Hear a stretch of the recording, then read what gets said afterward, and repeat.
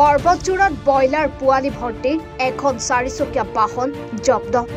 বগৰীবাৰী আৰক্ষীয়ে পুৱতি নিশা টহলদাৰী দলে ব্ৰইলাৰ পোৱালি ভৰ্তি চাৰিচকীয়া বাহনখন জব্দ কৰিবলৈ সক্ষম হয়।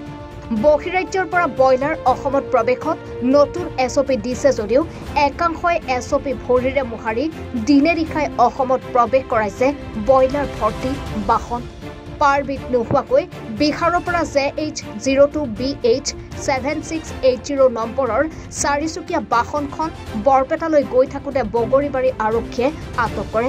এতিয়া প্ৰশ্ন হয়, অসমৰ প্ৰৱেশদ্বাৰৰ ছাগলীয়া আৰক্ষী চকী, হালাকুৰা, আগমনী, গোলকগঞ্জ, বালাজান, গৌৰীপুৰ থানা এইখন বাহনে কেনেকৈ পাৰ কৰি আহিবলৈ সক্ষম হ'ল? কিয় এইসমূহ থানাৰ চকুত নপৰিল এইখন ব্ৰইলাৰ ভৰ্তি বাহন? আপনি কি করেন? কি হয়েছিল গাড়িখন? মোর এটা বন্ধু গাড়ি তো কি হয়েছে এইটু মই তাত আহি যাইছো যে গাড়ি কাগজপাতি নিয়ে তো মালটো রিটার্ন দিব ঘুরাই দিব। কি কাগজপাতি নেই? গাড়ি কাগজপাতি। পুলিশে কেউ ধরেছে গাড়িখন আপনার? কাগজপাতি নাই নিয়ে আমি ধরেছি। কি কাগজপাতি নেই? লাইভ স্টক নাই নাকি? লাইভ স্টক পারমিট নাই আপনার গাড়ি? নাই। আৰু গাড়ি গেলে জানে মই তো একো নাজানো, মই খালি আহি বাহিৰৰ এইটো বাড়িটো ড্ৰাইভাৰ পঠাই দিছো, ড্ৰাইভাৰে ষ্টেটমেণ্ট। বাহিৰৰ মুৰ্গী যদি অসমত প্ৰৱেশ নিষেধ এছঅপি আপোনালোকে মানা নাছিল নেকি?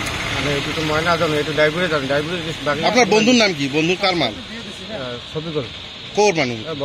বৰপেটা ক'ৰ? বৰপেটা। ইমান গৰীব ছাগলীৰ পৰা ইমান দূৰ কেনেকৈ আহিলে গাড়ীখন? এইটোতো মই নাজানো।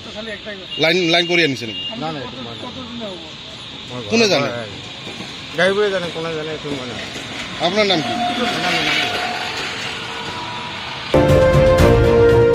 Bureau report, any Bharat 24। নমস্কাৰ, মই অজয় ফুকন আৰু এইখিনিতে সমূহ এনি ভাৰত চেনেলটোৰ যিসকল কৰ্মকৰ্তা আছে সকলোৰে মোৰ ফালৰ পৰা শুভেচ্ছা জ্ঞাপন কৰিছোঁ।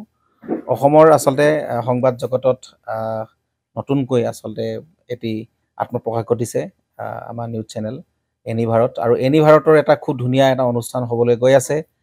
সকলোৱে জানে, আমাৰ সকলোৰে মৰমৰ হাৰ্টথ্ৰব জুবিন গাৰ্গৰ গানে কি আনে, আচলতে জুবিনদাৰ সেই গীতৰ আধাৰত আমাৰ হিৰুদাই লিখা সেই গীতটি গানে কি আনে, এই গানে কি আনে নামৰ এটি তেওঁলোকে সাংগীতিক ৰিয়েলিটি শ্ব' কৰিবলৈ গৈ আছে। আৰু 15 আগষ্টৰ পৰা গোটেই আৰম্ভ হ'ব। প্ৰথম অডিশ্যন অসমৰ ধেমাজি জিলাত আৰম্ভ কৰিব। গতিকে সমূহ যিসকল প্ৰতিভা আছে, যিসকলে গান ভাল পায়, যিসকলে তেওঁলোকৰ নিজৰ প্ৰতিভা আচলতে দেখুৱাব বিচাৰে, এই ৰিয়েলিটি শ্ব'ত গানে কি আনে এই প্ৰতিযোগিতাত অংশগ্ৰহণ কৰক আৰু খুব ধুনীয়া আপোনালোকে সুবৰ্ণ সুযোগ লাভ কৰিব।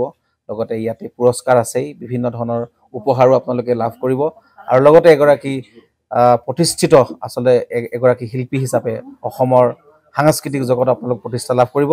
গতিকে গোটেই অনুষ্ঠানটোলৈ মোৰ ফালৰ পৰা শুভকামনা থাকিল, আৰু লগতে এই অনুষ্ঠানটোত আপোনালোকে অংশগ্ৰহণ কৰিব। আমিও আছোঁ আৰু সকলোকে আমি লগ পাম। ধন্যবাদ।